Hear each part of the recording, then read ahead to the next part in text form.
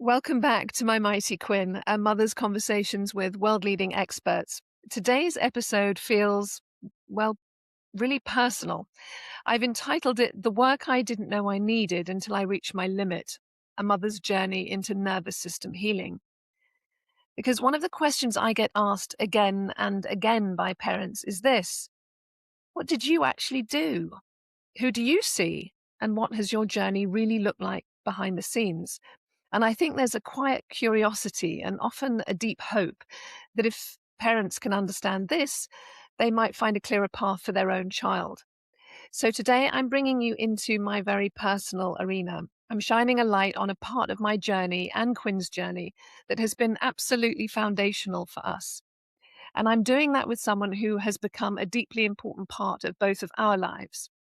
I'm joined by Dr. Kylie Foster, a neurologically focused chiropractor and founder of the fantastic Organic Family Chiropractic here in Cheltenham, and someone Quinn and I see every single week. But more than that, someone who has supported me as well as Quinn, not just physically, but emotionally, and brought foundational and critical support to my nervous system as a mother navigating this journey. Before we dive in, I want to frame something that sits right at the heart of everything we do at the Brain Health Movement. Healing has a sequence. Because what I've learned, both through Quinn's journey and through conversations with our many world leading experts on our whole child healing course and roadmap, is that you can have the best diet, the best supplements, and many of the best therapies. But if the body is stuck in fight or flight, if the nervous system is dysregulated, if the cells are still in a stress response, these things don't land, they don't integrate, and they certainly don't create lasting change.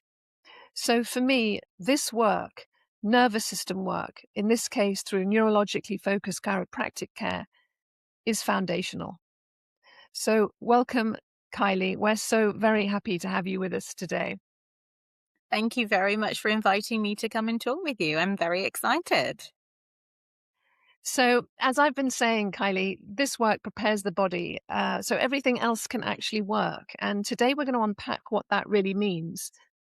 So, I feel like the best place to start is in understanding that many parents will recognize the value of this work, but they might hear chiropractic and they hear nervous system and they sort of understand it, but not really. These are sort of terms that we wing around. And I think one of the biggest missing pieces is what's actually happening in the body, in your own words. What is neurologically focused chiropractic care?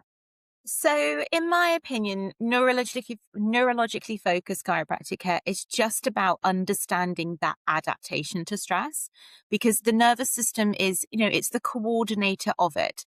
And when we have really good capacity for stress, like the little things that happen in our day that either send us over the edge or don't, when we have the capacity, the little things don't send us over the edge. So when we have that, we're really looking at how well the brain and the body are talking. And it's just a feedback system. But that feedback system helps to really understand, do we feel safe? Do we feel regulated through the stressful moments? And are we adaptable? Or are we finding that we are struggling with tension, overwhelm? Do we have compensations through the body? And really, chiropractic care of this nature is focused on finding and understanding that, and then using very specific adjustments with very specific force to really support the nervous system in the way that it needs when it shows up that day. So it's slightly different to the standard, what's well known chiropractic work especially in the UK and in the US as well. That's really helpful. And when we're talking about nervous system as foundational, Mhm. and I certainly bleat on about it. I find myself saying, information is the mothership, nervous system is the mothership. You know, learn about it, learn about it. But why does this need to come first? Why does it precede so much else, Kylie? Well, your nervous system is, in my experience anyway, and from what I know, it's the foundation of all in terms of what's coordinating in the body. Your digestion, your hormones, your ability to respond to viruses, bugs, so your immune response, your emotional regulation. It's foundational for that coordination. So if we don't have those systems all being coordinated by one system, they just do not function very well. And when we've been under such periods of prolonged stress or one significant event setting the tone that that's going to be our adaptation level to stress, then we get stuck in that kind of survival mode where we feel like we're just getting through the day. And when we're stuck there, we're not coordinating, we're not healing, and we're not allowing those systems to really run as they're supposed to. And, short periods of time, okay, that can become adaptability and pliability within the system. But it's that long term or that big shock into the system that really throws off all those other organ systems as well. And that can just, that doesn't really matter how much external things you put into the body to support it. It has to really be regenerated from within. And the nervous system, the brain, that is its primary job, is to coordinate all of that. I often say the brain's job is to keep you alive, but the quality of your life is really determined by its connection and its feedback through the other systems as well. And I mean, that really speaks to sequence, doesn't it? When we see, in some cases, some of our parents that we speak to will have thrown huge amounts of supplementation or even certain types of therapies at their children, and yet there is something missing when we don't address the nervous system first. Yeah, What? I often see that you end up with these families where, they're throwing absolutely everything at it because, to be honest, just like kind of what you've created with your course, you've created this big, like multiple modules of areas you have to deep dive into because the nervous system is coordinating the feedback and the kind of communication to all of those. So when we throw everything at it, but we kind of skip that foundational element, it can often feel like, from my experience, where parents will get so far and be like, yep, this worked for a little bit, or we got to one part and then it plateaued or it dropped again. And it's because we don't have that foundation. So I really believe in investing that time, energy, money at any point in the journey into how do I know that my child's nervous system actually has some form of adaptability? And when is it appropriate to then layer it up or integrate in other therapies that are really going to actually get the benefit, like the full benefit of being able to utilize and really see a system that works with that versus, oh, we got so far, but then that's it. Yeah, yeah, and then that's terribly frustrating and expensive for parents, Absolutely. to not get, the sequence right. Hmm. So for those parents who are sort of wondering what's the difference between neurologically focused chiropractic work and traditional chiropractic Yeah. care, can you help us understand that a little bit? Because I think when I talk to parents, sometimes I think I'm going and being sort of cricked around, and it really isn't that, unless you think I need a good crick. It isn't. It is it? No, so tradition, like what's understood as traditional chiropractic care is really like musculoskeletal conditions. So back pain and neck pain, the classic thing. So what I do in practice and what chiropractors like me that are more focused on that brain side of chiropractic and the nervous system's capacity to adapt, what we're really looking at is how the whole system is working as a whole so that we're not just chasing symptoms around the body, like pain shows up here, let's adjust that.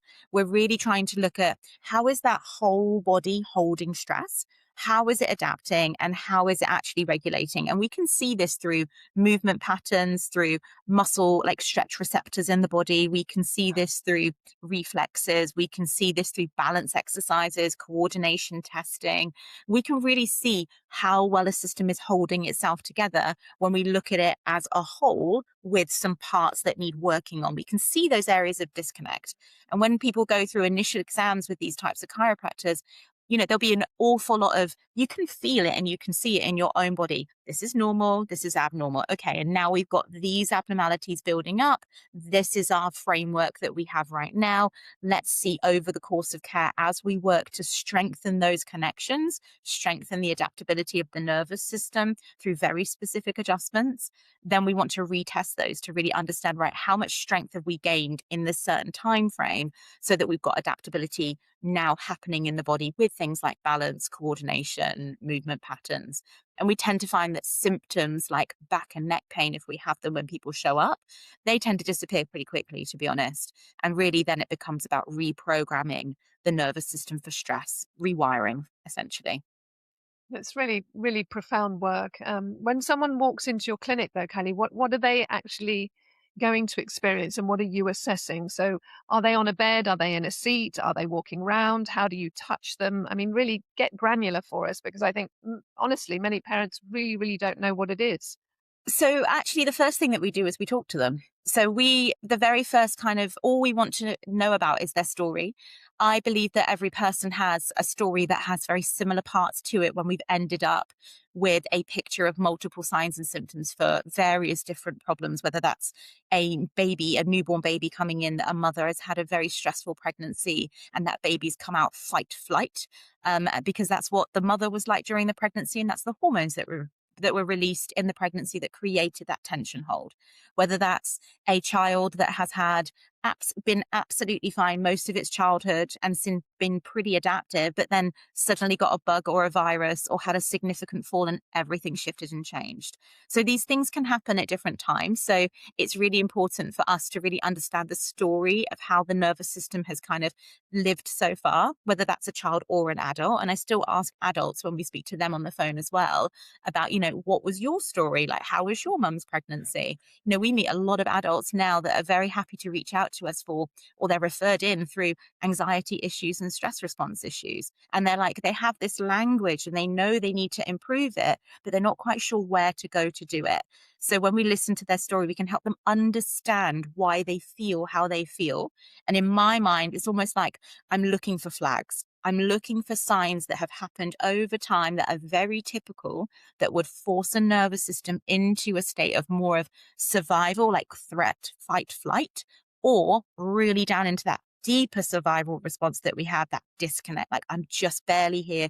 I'm making it through the day, like chronic health, chronic fatigue, autoimmune conditions, real kind of big, long-standing health problems when we do that.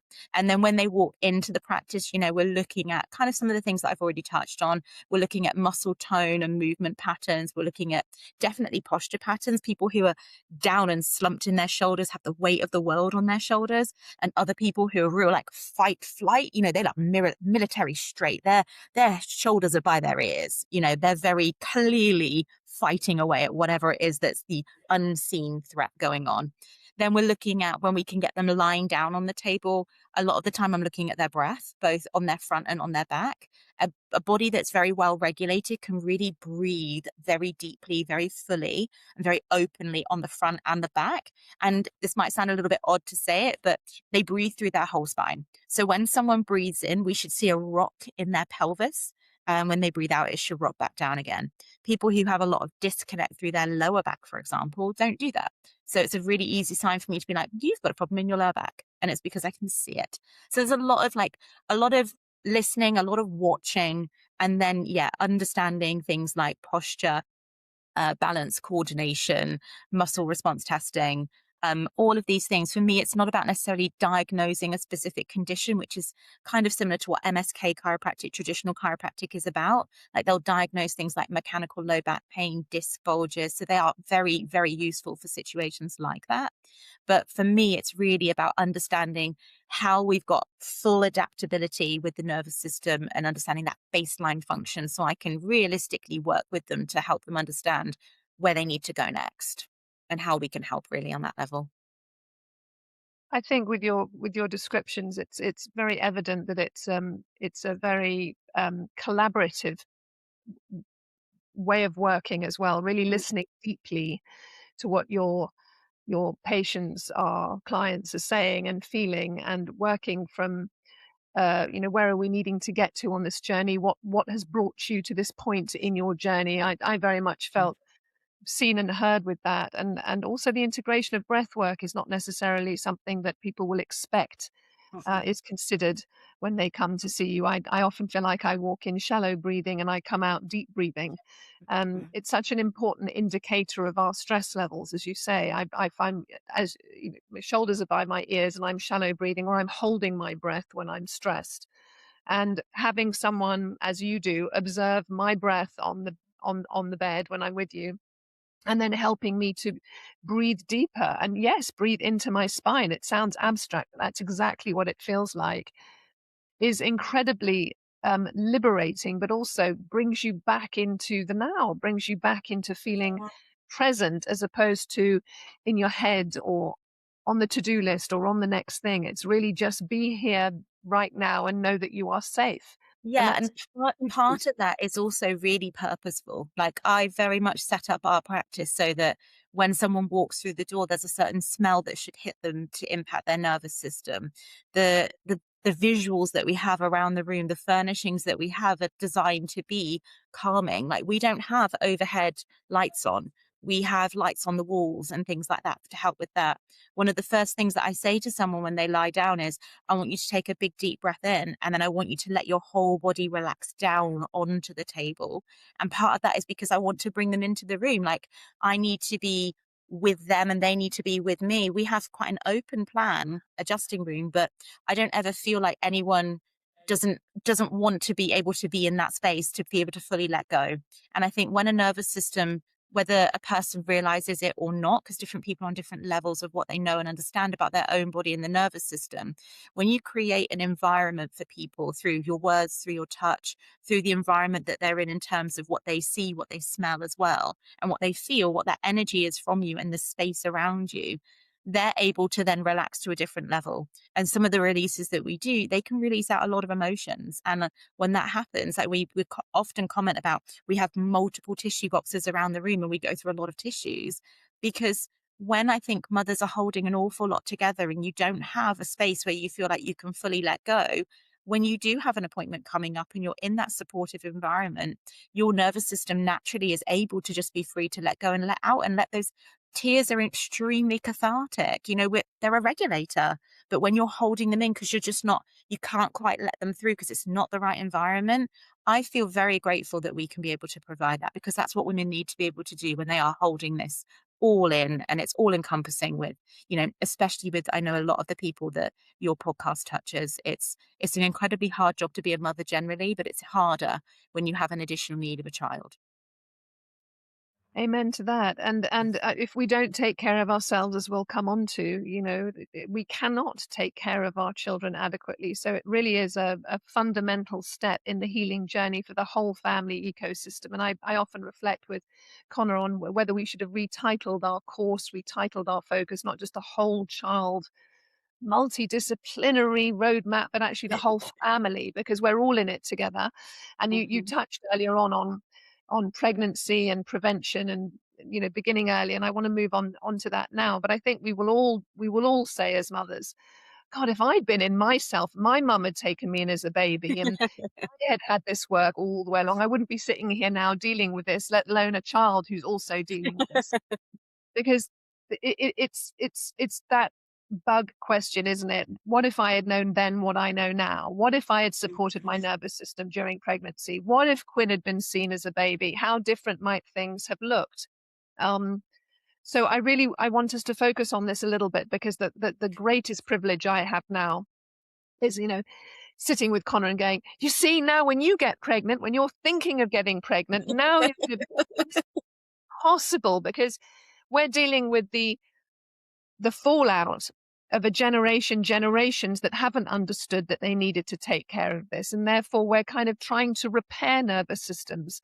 um, and I know, and thank goodness we have neuroplasticity, thank goodness we are infinitely adaptable, and it is never too late. But my goodness, do I want to encourage parents to, as soon as possible, bring your little ones in. So let's talk about what role nervous system plays, first of all, during pregnancy, Kylie, and then what does a proactive or preventative approach look like? And by this, I mean bringing your baby in rather than rushing back to work and being proud of that. rush your baby into the chiropractor. Um, Rather than waiting for symptoms to present and coming in. I've sat in your clinic and as a general rule in nervous system focused chiropractors with babies that don't latch on, babies with colic, babies that, there are a raft of reasons why parents then make their way back to you with symptoms for support. So talk to us about preventative and early intervention, please. So definitely, like, if I could ever encourage anyone, and this might be for women who are listening who have got children and they're thinking of having a second, might be a really interesting way of looking at this, mainly because we do believe in a lot of preparation for having children. Like, I have a 6-year-old daughter, and the year before I planned to have her, I'd already had a load of hormone testing, genetic testing. I'd had a lot of testing done to see what condition my body was in order to eventually one day grow a family. But I'm very privileged because I was in the chiropractic world. So I feel like I was very lucky in that respect. But when you start to look at this in terms of preconception planning, I'm a very much an advocate for looking at your own genetic makeup and how well your nervous system is, adapting, and how it could therefore support a baby. And then during your pregnancy, really just, I think one of the biggest things I can probably advocate for is finding ways to manage your stress. Chiropractic in this way is a fantastic tool to force you to regulate, whether you want to or not, in that respect. The adjustments are the protocol that we have, and very much chiropractors focus on this arm of chiropractic. We are all focused on allowing your ability to go into that rest and digest, that healing response. We're really focused on enabling that to happen with the adjustments that you receive. And when they are kind of, you touched on neuroplasticity, that's essentially exactly what they are. They are changing the way that your brain and body adapt to stress. So as you are going through one of the biggest hormonal shifts of your life in pregnancy, if your nervous system is supported, the coordination of that is very different. So I do recommend things like chiropractic in pregnancy, absolutely. And there's significant research coming through now. I know that Dr. Tony talks about it all the time, that a stressed mother, it does have an impact on the It fetus. There's does. no question. So we need to understand again our health through pregnancy, as you say, your stress adaptability, but also if you are stressed, to be able to understand what you can do to calm the system so that we don't transfer a lot of this nervous system dysregulation to the developing baby in simple Yeah. terms. Or even if we do have a lot of stress in the pregnancy because we're releasing a different set of hormones, a baby then, through, again, neuroplasticity, it learns that, oh, this is normal. This is normal to my normal baseline of how I process stress. And this is how I hold tension. But actually, when you just have regular rhythms of stress, like reducing, like a regular weekly appointment through the final trimester of your pregnancy, at a minimum, what you're doing is every single week we're getting a break in stress cycle. So you can have an incredibly stressful pregnancy, but as long as you're doing things to counteract it, you're very much supporting the idea of helping a baby adapt in utero to make it not be inadaptable when it comes into the outside world. Yeah. And on the converse, let's now sort of look at what we're seeing with children who then are expressing some of the dysregulation, little babies when they arrive. And one of the common things I certainly see in your clinic, and that I hear many of the neurologically focused chiropractors talking about around the States, is the first presentation. So trouble with feeding, trouble with latching, trouble with reflex, with fussiness, babies that just don't seem comfortable, clearly Yeah. not sleeping. And then that leads on to colic, and we can get into a whole nother journey that we end up with our babies when we have lots of mums listening with their little ones now thinking, oh, we've been on that journey. Nothing's going right. When a baby struggles to latch, what's actually going on, Kylie? Because I've seen so many of them in your clinic. I've seen so many mums presenting with babies that are struggling in this way. And it's something you're seeing, I mean, all the It's time. sometimes all you're Yeah. seeing with babies, right? Yeah. Yeah, I feel like we have very much catered for two arenas at the moment where we look after baby latch issues and motherhood well-being, to be quite honest with you. So in my experience, a latching challenge is it's not just about the mouth, and it's also not the mum's fault. A lot of mums think that they're just not producing milk, and that's really just not what it is. It's supply and demand. So as long as the baby is actually able to function properly through their neck, their jaw, and actually their whole body is involved, then it's very hard for them to get a good enough latch to be able to extract all the milk that then can get reproduced by the breast. So if a baby has tension where they picked up an injury in the birth process or from a positioning in utero, they can end up with a lot of tension through the neck, the jaw, and the rest of the whole body can feel extremely tense. We see a lot of like surfboard babies where they're like, "Ooh," and they're just holding really high tension. And this can really affect their comfort level at the breast, how they coordinate that suck, swallow, and how they breathe.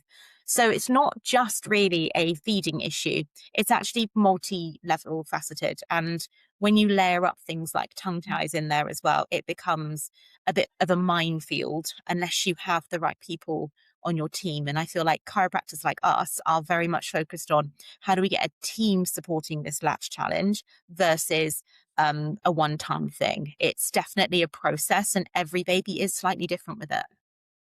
And even words like tongue tie or oral dysfunction or Mhm. I had no idea, absolutely no idea that the way that Quinn was delivered might have an impact, Mhm. despite the fact that there was so much distress. Mums talk about what a terrible delivery they had, and we had Von-2s and forceps, and we were hours in there, let alone the lights and the numbers of people. I mean, why wouldn't you arrive in a state of fight or fright? But also, I don't think there's any other time in life where it would be legal to handle a baby that way. I mean, Yeah, when it's pretty you look extreme. at what goes on in modern birth, situations, it's quite extraordinary.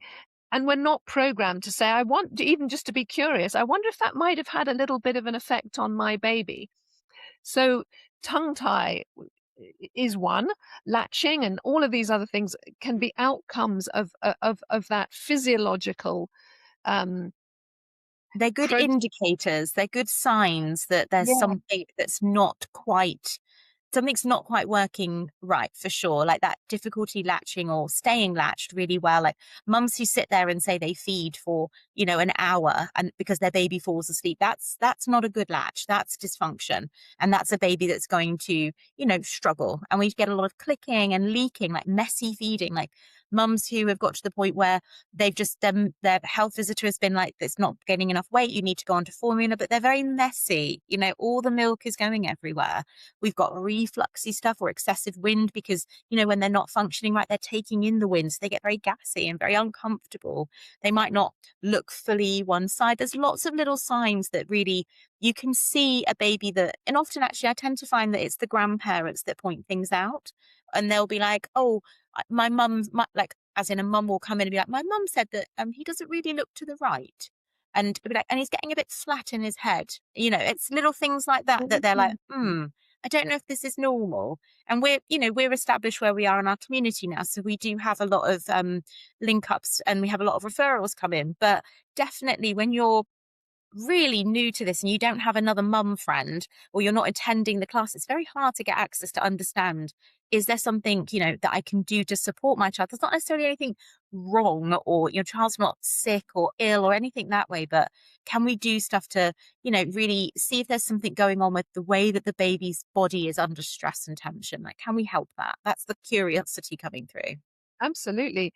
And just to recap again, because that was really helpful, you just touched on a few there, but the early signs that mothers could look out for in the first Yeah. weeks or months around tongue tie, what might those be? You said looking away, falling asleep whilst feeding, obviously not in the first place latching on. What else could Yeah. we be looking for to So help out? one of the biggest things for a tongue tie flag for us is if a baby loses more than 10% of their birth weight within the first few days. So different areas around the UK will have slightly different protocols at the moment.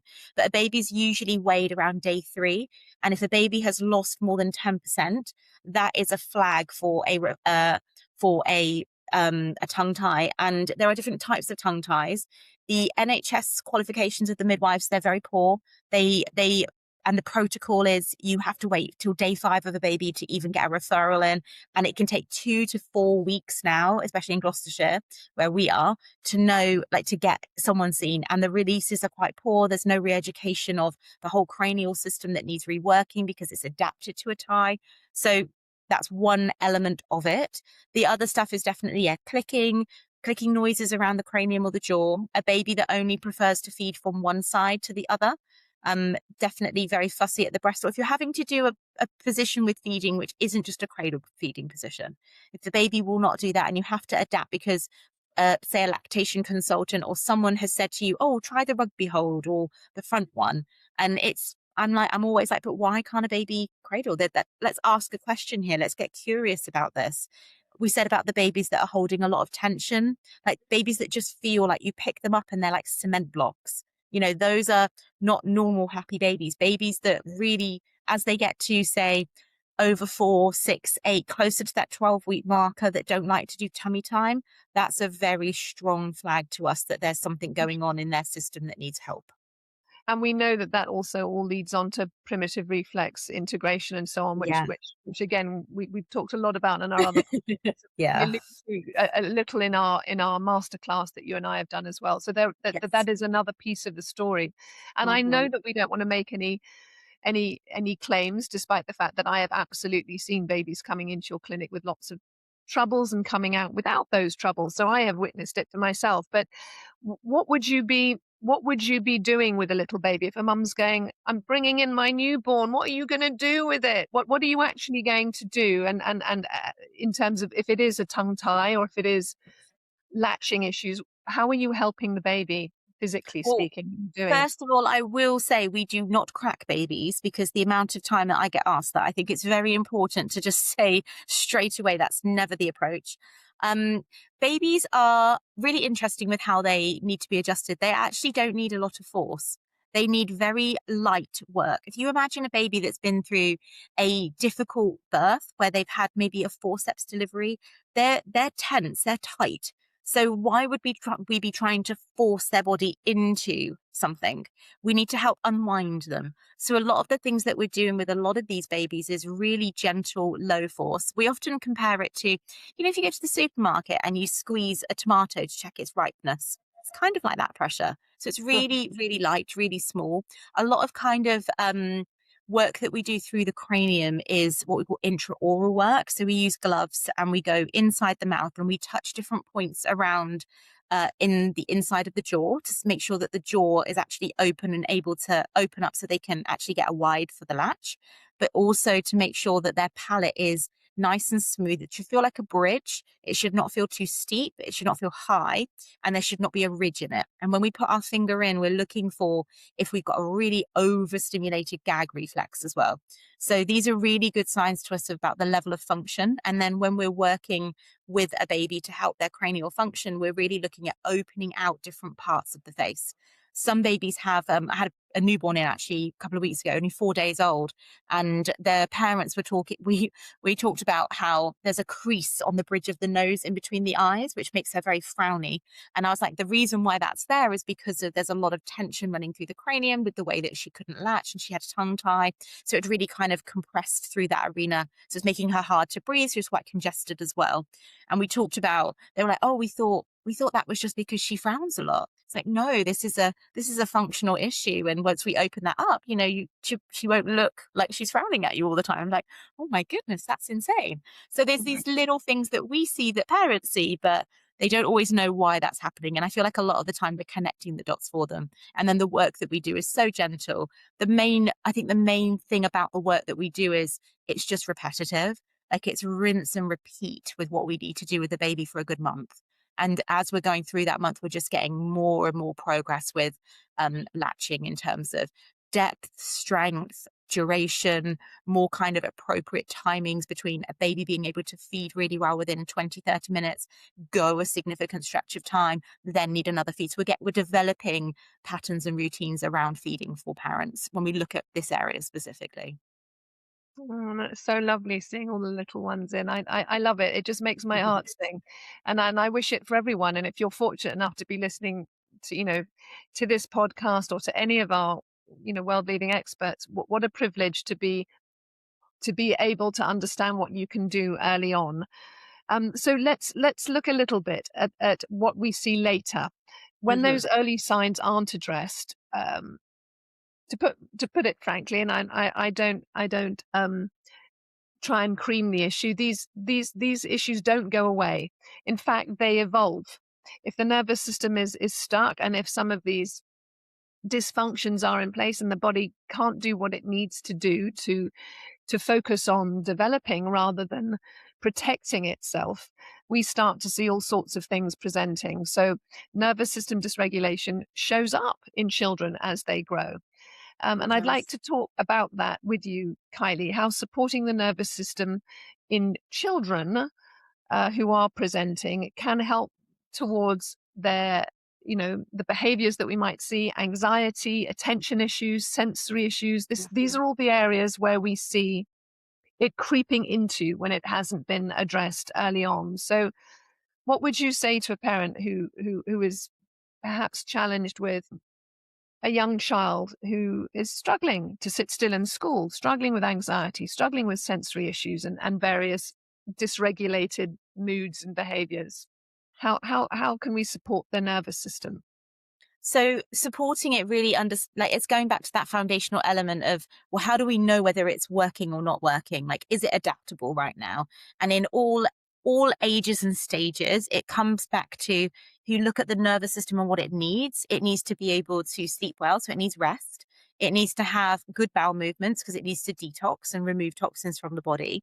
It needs to be able to feed well. So if you go back and look at any latch issues or in toddlers that have got lots of mouth sensitivity that's been unaddressed, then they can end up with lots of food aversions or, the beige textures. We see a lot of that with not developing the senses very well. So we really look at, and then we look at the behavior. Like, is it appropriate for the age? Do we have a lot of meltdowns and toddler tantrums going on? Or is it just a child learning the world and being able to respond fine?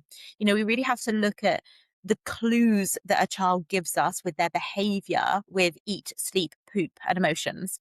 And also, it's the same with adults, to be quite honest with you. Like, if we've all got all of those going on, then we're usually pretty well regulated humans. So, very much so with any age and stage of a child, it's understanding that to kind of understand how dysregulation can really show up at different points. And when it's abnormal, being able to understand from our side, well, what is the function of the nervous system like for this child? Once we've got that level under control, once we've got a really stable looking system, then we start to go into, okay, what sense do we seem to not be doing very well with next? Is that coordination and balance, which is where their body is in space and how well that's feedbacking? Do we need to go into a program that way? Is it the primitive reflex stuff? Is it to do with eye tracking? Is it hearing? Is it digestion? Is it detox? Like, all of the things that are in your course. Like, we have to look into those, every single element, and almost kind of tick box it. And then, because we are developing humans that are always exposed to new things, we have to go back and do it all over again. So it's a constant kind of, we have to constantly keep working on these things if you want to have a child that is more adaptable, or if you yourself want to be more adaptable. So it is a lot, and I appreciate it's a lot that parents have to do to help support their children. But the parents I've met are very much looking for, how do I do this and who is going to help me coordinate it? Because it's very difficult to be the advocate all the time and making all the choices and not knowing whether it's the right thing. So I really find that chiropractic in this manner, when we look at the nervous system and support it, we're kind of like a barometer. We can let you know whether the nervous system is adaptable or whether it's compensating and struggling with what's going on in the environment. And then we can pose questions to understand why that might be happening, and then which area to then move forward in next.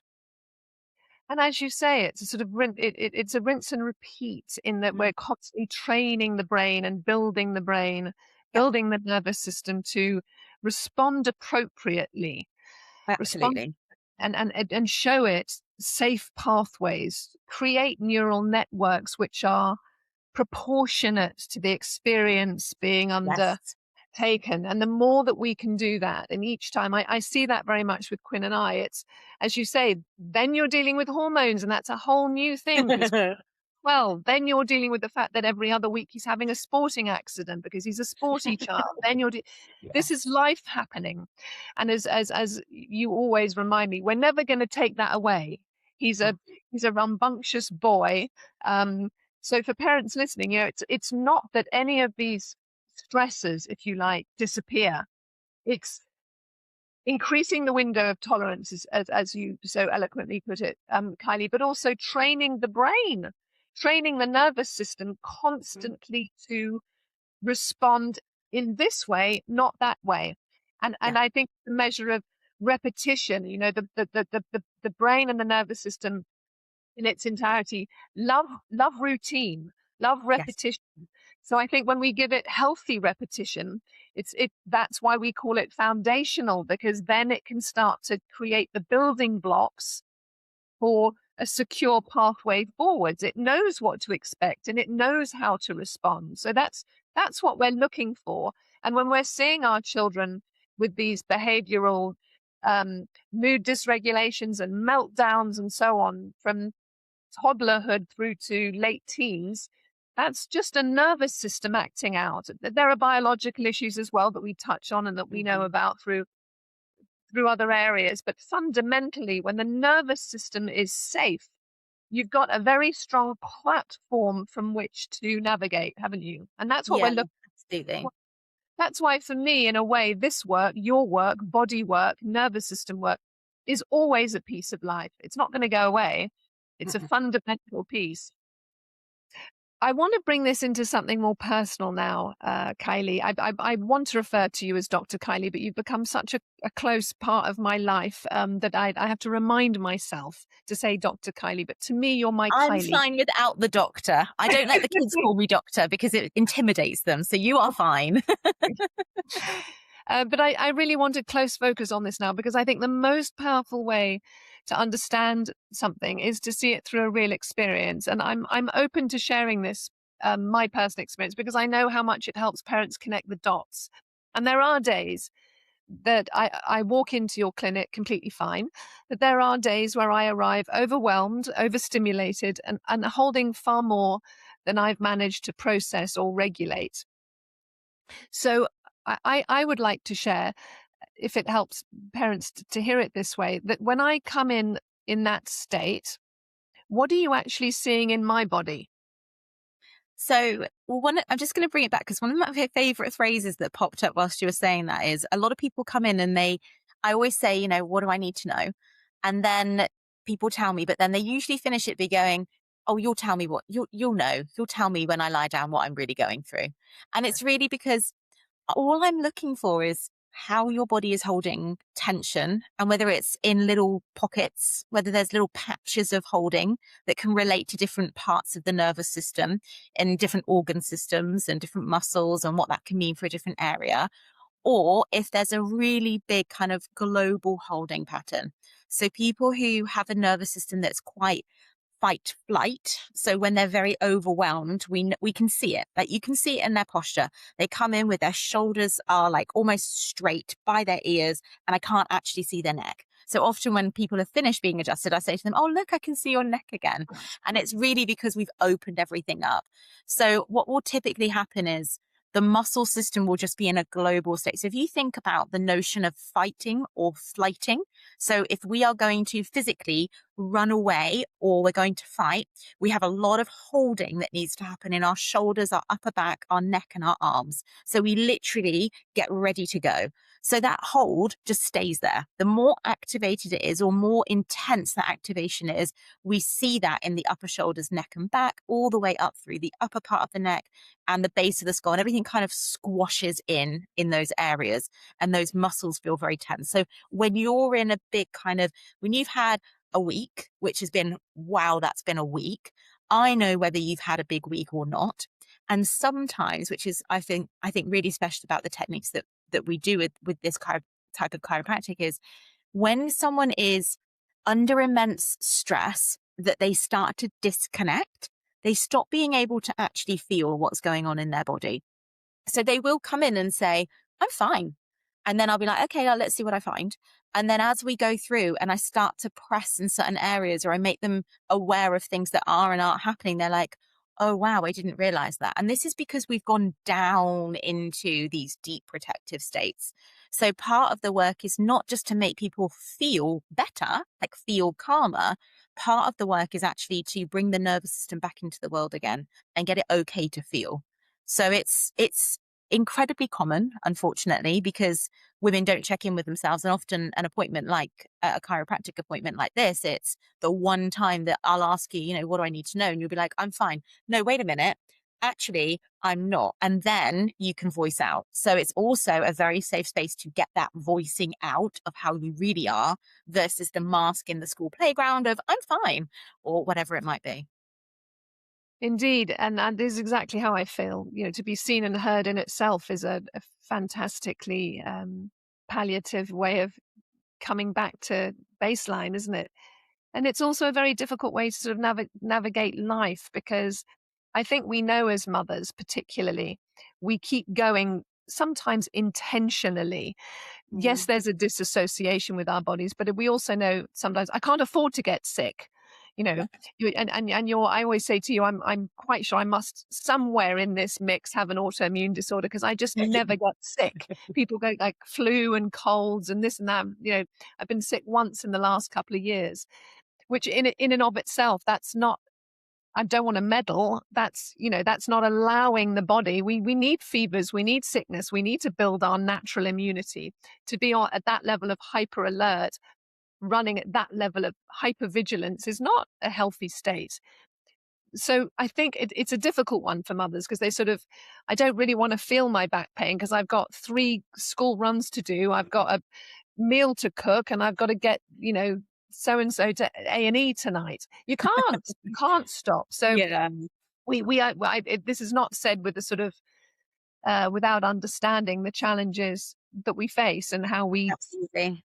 survive and keep going. Or as you and I touched on in our masterclass, it's all very well, isn't it, when people say, put your oxygen mask on first, take a break, light a candle, have a bath, go Yeah, for a not gonna 20-minute happen. walk. And you've got 3 children, 2 of whom might have special needs, maybe a partner who's not supporting you. And you feel like going, oh, go.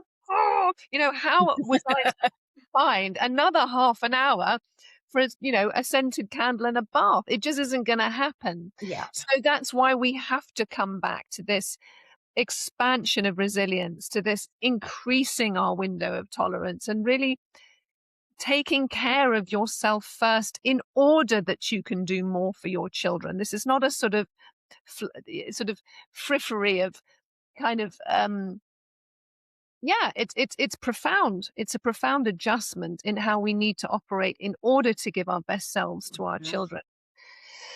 So that's an important piece. We've done a nice little full circle in that we're looking at prevention, we're looking at how healthy we are during pregnancy, we're looking at delivery, then we've looked at early development, and we're looking at toddlers and their attention behaviors that are presenting. And now we're coming back to look at what place a mother's nervous system sits in order that our child can heal. And this is a piece that has been very challenging to understand for me, in that it's also where things changed for me, because for a long time I was so focused on Quinn, on what he needed, what he was going through with his PANS, that I didn't fully realize how much my nervous system was part of the picture. And I've said to you, it was once confidential. It's not now. It's very much on my podcast in the public arena, that I am fairly sure I had a nervous breakdown when Quinn had his first flare.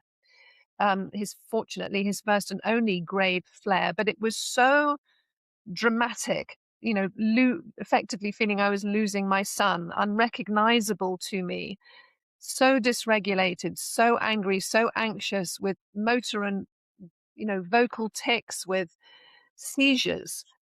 I was consumed by fear and worry and study and sleeplessness and all of the above, that it didn't occur to me that if I was going to help him heal, I had to feel safe for him to heal. Yeah. And I certainly didn't feel safe. I felt anything but safe. I felt lost and I was determined. I was definitely at a level focused, but I was definitely dysregulated holding on to all of that. So I really want to focus our attention on not just preparing your body as a mother to give more to your kids, not just, but to really understand it's an inextricable part of It is. your child's healing. And it's the whole family, by the way. It's not just mum, it's dad and anyone who's in the picture, siblings, everyone. We're a very delicate ecosystem of nervous systems working together to feel safe and heal. And our tendency is to look at said child in isolation, in a bit the same way as we look at everything in modern medicine. If it's the finger, look at the finger. If it's the gut, look at the gut, rather than very intricate systems all interrelating in the same way that different members of the family interrelate and impact on one another's nervous system. So when mothers come into your practice, Kylie, they're often holding so much physically and emotionally.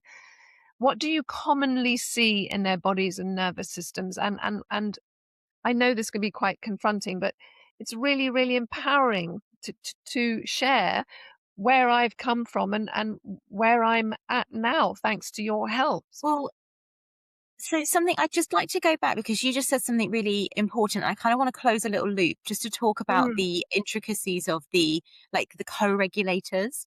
So when we talk about the family unit, definitely if you think about the way that the nervous system develops in terms of how it learns how to regulate its own emotions, up until the age of around 6, we are heavily dependent on our parents or our primary caregivers to help us when we are feeling off kilter. So a child will need its mother or need its father or grandmother or whoever it really regulates off of very heavily. And then at around 6 years of old, between 6 and 8, the brain starts to switch on what's called the prefrontal cortex. And that prefrontal cortex is our logical brain center. So it's where we start having conversations with children to say, like, when you're feeling this, this is this emotion. So when you feel like you want to hit something, that's you feeling angry. That starts, but it doesn't fully develop until 23 years old. So you can imagine as we go through, and some adults, it doesn't fully develop ever because we're not taught how to feel an emotion, let it wash and let it pass. And that co-regulation, therefore, as adults, sometimes we need that off of other adults to make us feel calm and safe again. So I just wanted to kind of link on that. It's one of the reasons why, for mothers especially, I often say to my other chiropractor who works with me, Danielle, like when we come into work, we leave our stuff at the door because we are here to co-regulate others. So we, when we're not here, are working on our nervous systems quite aggressively with how we protect our time, because we have a lot of people that have got to show up at their, probably some of them at their worst, that need to borrow from us. So, it's really important that I think people are aware that it's it's very normal to feel depleted by your family, and that's okay. But it's just trying to change the perception of it. This is a piece that everyone goes through, but it's just something to work on the co-regulation of yourself to be able to help your child in that nature as well, which is something, yeah, you've done a fantastic job of leaning into in the last sort of year or so. Um, for when I see women coming in and the things that I'm looking for, again, it's quite similar to what I see in the general adult population, because we're looking at, how does the nervous system look right now? But I tend to find the main difference between a lot of women who are coming in where they are in these environments where they have families with children who do have additional needs, emotionally especially, or they have children that are non-communicative, or they're disabled. We have a lot of those mothers coming in as well. Very much so, their bodies are, I find that they're very depleted. Like their body is wired, but their actual nervous system is extremely depleted and they're quite disconnected. So it's very hard for them to really feel what they need to feel. They're very, they don't want to talk much. They're very quiet. They don't want to seem like they're Yeah. bothering us with anything. You know, they're really almost childlike and need to be kind of held in a different way, which is, you know, both sad but also wonderful that they've taken the initiative to come through. What we find in their body is different. Some people can be quite depleted where everything feels very loose, almost like hypermobile, like everything is just, and it almost needs waking up a little bit. Other Mm. people are wired and need bringing down. So very much the way that we approach looking after women is trying to understand how they're showing up on the table. It's not just about that initial exam that gives us an overview, but again, we are adaptable to our environment. So therefore, whatever we've gone through will show up slightly differently when we go through quite a specific protocol that we have to analyze a nervous system at every visit. So we know where to adjust, how much force to adjust, and when to just leave it alone. You know, sometimes we can do minimal adjusting, but that's profound enough that when they leave, we've had a shift. Yeah, and listening to you describing that, I mean, it's interesting. It's in our shop and our book list recommendations. You know, a lot of Stephen Borges's work on the polyvagal theory. Yeah. It sounds nerdy, but actually to start to understand that we're not necessarily just in fight or flight or Mm. in rest and digest. We have these sort of vicissitudes or these oscillations that the nervous system again, it's still trying to survive. It's still trying to find its way to navigate what it's meeting each and every moment. But quite often, I find the parents are, as you describe, they are either in a state of sort of hypervigilance, chronic stress, which eventually will present in autoimmune disorders and hypothyroidism and all of these Hashimoto's, all of these conditions that are so prevalent in our more recent generations that are absolutely to do with enduring chronic stress, where Yeah.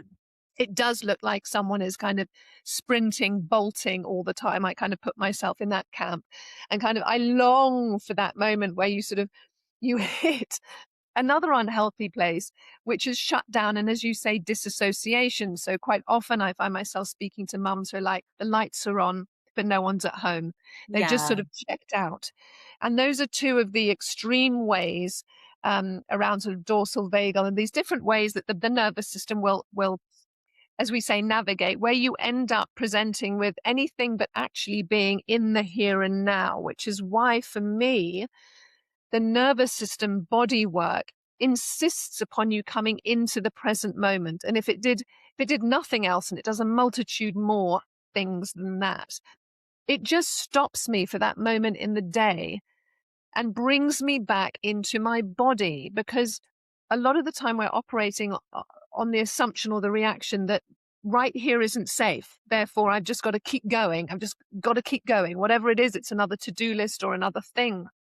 But actually, I think that's sometimes why it makes me cry. It Mm. makes me sort of, it's the release of actually stopping and being shown that it's okay right now. It's Yeah. okay right now. What a crazy predicament we found ourselves in, where just to be here right now feels so terrifying. And we've found so many mechanisms and adaptations and things we do in life to distract us, to keep us going, keep us moving.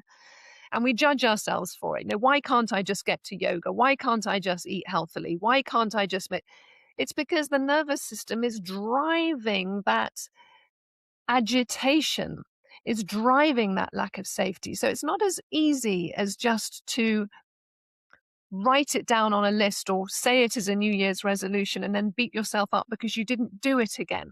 And Stephen Mhm. Borges talks about co regulation as a biological necessity, not Yes. a nicety. It's not a nicety. So even talkie therapy sometimes just don't do it. We need to show the body, shine the light on the pathway back. So yeah, I just wanted to say that as well, because I think it's any opportunity we have often to pick up a stick and beat ourselves with it and sort of why don't I manage to do this? Why aren't I calmer? Why can't I sit still? And this is, wouldn't you say, Kylie, this is probably the principal driving reason why? Yeah, and also I think one thing that popped up when you were saying that was there's a book called The Body Keeps the Score by Bessel van der Kosh, and I listened to him on an interview recently actually, and he was really talking about, what we know about what the nervous system of a person has gone through life, and the body really does hold it physically, emotionally, and if we don't find outlets for it, how detrimental that can be to our health. What we also have to remember is the mothers of these children who are struggling were once children as well. And they've probably been through things as well. So when you suddenly are then put in this situation where you become a mother and it's for the first time and it's not what you dreamed it would be and it's manifested in a certain way, that in itself can be quite traumatic. And I think taking a second to kind of really understand that you're not really doing anything wrong. It's just how your nervous system was taught to adapt through your childhood, your adolescence, and everything that you've been through is a piece of this. So taking that time to be able to kind of almost find your support system, because this isn't a fix. Chiropractic is, in my opinion, in this way, it's not about fixing a problem. It's about supporting where you're at and getting more capacity because the life is probably not going to change. And if anything, as a child gets older and goes through teens into adulthood, it can become harder with how you need to support and it shifts. So it's about really trying to get to a place where you can feel in yourself that you have that resilience and that safety and you can handle what comes. And that's where this nervous system work really, I feel like it comes into its own in that way. Absolutely. So, Kylie, in rounding up, can I Mhm. ask you if there's one thing that you wish every parent understood about their child's nervous system or their own, especially earlier, what would that be? Do you know what? I would we kind of touched on something we said earlier, actually. I would just invite them to be curious around their behavior. So, no matter what age and stage you have your child, I feel if you can be a little bit more curious around asking about, does my child have the ability to handle whatever is going on? Does it have communication in their nervous system? Rather than saying what's wrong with them, just try and figure out what are they trying to tell me here? What is their system doing well with? What does it look like it's struggling with? And from there, that can just start to shift the way that you perceive how to help your child. Thank you. I hope everyone's digesting that because it's huge. Kylie, I just want to take a moment to properly say thank you, not just for this conversation today, but for the care you've given both me and Quinn over time, because this hasn't just been another piece of our journey. It's been a foundational, absolutely life-changing part of it. And there have been moments, as I've said, I've walked through your doors not coping, and I've left feeling safer, held, calmer, clearer, more able to cope, not just for myself, but most importantly for Quinn too. And I think what you built at Organic Family Chiropractic is incredibly special. It's not just clinical care, it's compassion, yeah, it's community, it's understanding, and that is something so many families are searching for. So thank you for the work you do, for the families you support, and for being such an important part of our journey. Well, thank you. And thank you for finding us because the conversations that you and I get to have, they're fun. They're because you're so nerdy. So I get to geek out with you and I don't always get to do that with all of my practice members. So no, you and Quinn, we all absolutely adore you. And yeah, we light up when we see your names on the diary. So yeah, I always look forward to it. Thank you, Kylie. And if you're listening to this and something has resonated, if this has helped you connect a few dots or see your child or even yourself in a new light, then please do share this episode with another parent who might need to hear it. Don't forget to subscribe to my Mighty Quinn so you don't miss future episodes like this. And we'll include all of Dr. Kylie's details in the show notes so you can find her, her incredible team, learn more about her work, and explore whether this could be the right next step for your family. And we'll also be sharing a beautiful free resource from Dr. Kylie, which we're calling the Nervous System Toolkit and Support Guide for Mum and chief caregivers, of course. So do keep an eye out for that. It will be linked below this episode. And if you'd like to understand a little more about the bigger picture of your child's healing, Dr. Kylie and I actually recorded a free masterclass, which is entitled From Burnout to Breakthrough: How Your Nervous System Shapes Your Child's Recovery. And the link to that is also in the show notes. So that's it for today. Thank you for being here, and I'll see you in the next episode.